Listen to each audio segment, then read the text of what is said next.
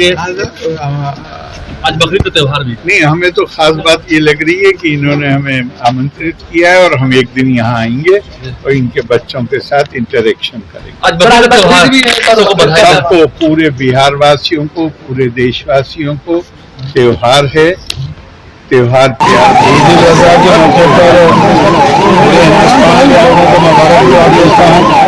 ये इशार और कुर्बानी का त्यौहार है, मिलकर मनाएं और ये हमारे दूसरे को मुबारकबाद दें और मुल्क के लिए दुआ करें। कई जगह पर तो फ्री में पढ़ाते हैं बच्चों को, उनकी इन प्रतिभा को, अपने इस स्किल को कैसे देखते हैं? क्या पहले से आप देखते आए थे उनको यूट्यूब पर?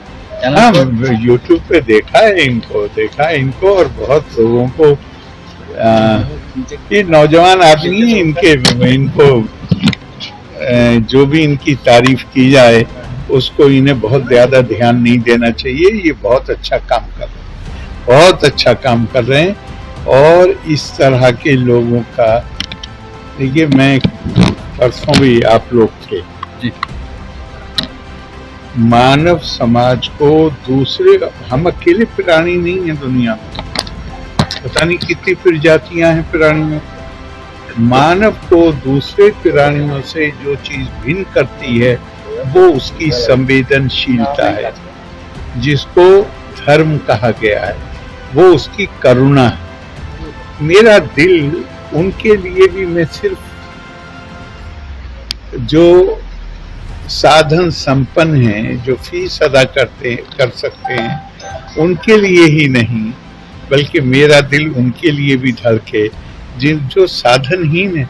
कल ही मैं इनका एक वीडियो देख रहा था कि किसी को बता रहे थे कि ऐसा कोई बच्चा जो 600 रुपये से 800 रुपये के लिए 8 से 13 घंटे काम करता था, अभी पिछले हफ्ते 2 स्टार लगा के और वो इनको मिलने के लिए आया। जी सर, तो वो पेंटर का काम करता है। आप ही ने वही बताया।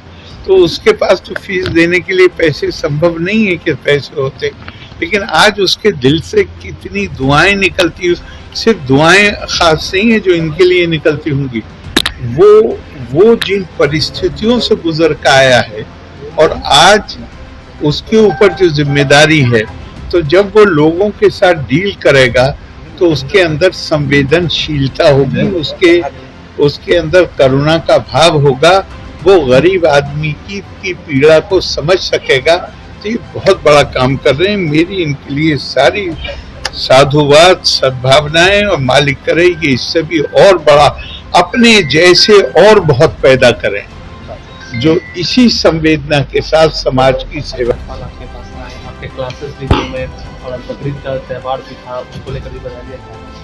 सबसे पहले बकरीद की तो ढेर सारी शुभकामनाएं, बकरीद मुबारक सब लोगों को। इसी मुबारकबाद के सिलसिले में महामहिम हमारे बिहार के राज्यपाल महोदय हमारे यहाँ आए थे और बकरीद के लिए ढेर सारी शुभकामनाएं हमको, परिवार को और बच्चों को भी कि खान सर आपका तो परिवार बहुत बड़ा है, इतने बच्चे हैं। और उसी क्रम में उन्होंने कहा कि हमें क्लासरूम देखना है। तो जब वो क्लासरूम हम बस ऐसे दिखाएं उनको, तो कहे कि अब हम अंदर जाएंगे क्लासरूम में। जब क्लासरूम में अंदर गए, फिर स्टेज पे आए, देखे, तो उन्होंने कहा कि हम यहाँ क्लास लेंगे। तो ये सौभाग्य होगा हमारे यहाँ बच्चों का कि उनका क्लास स्वयं महामहिम राज्यपाल महोदय लेंगे हम लोग। और इतने इंटेलेक्चुअल, वो जब आते हैं तो कुछ ना कुछ सिखा के जाते हैं। तो हमारे टेबल पे जो पढ़ाते हैं पोडियम पे, वहाँ गिलहरी रखी हुई है। तो उन्होंने देखा, तो उन्होंने बताया कि कैसे, मतलब जब राम सेतु बन रहा था तो गिलहरियों का क्या योगदान था उसमें। जो दरारें आ गई थी उसमें, बहुत बारीक दरारें थी, तो गिलहरियां उसमें बालू में अपने को उलट पलट करके कुछ बालू में फंसा के उसमें दरार भरती थी। इतने छोटे छोटे चीजों के वो जानकार हैं और यही सब सिलसिले में बहुत सारी शुभकामनाएं दी।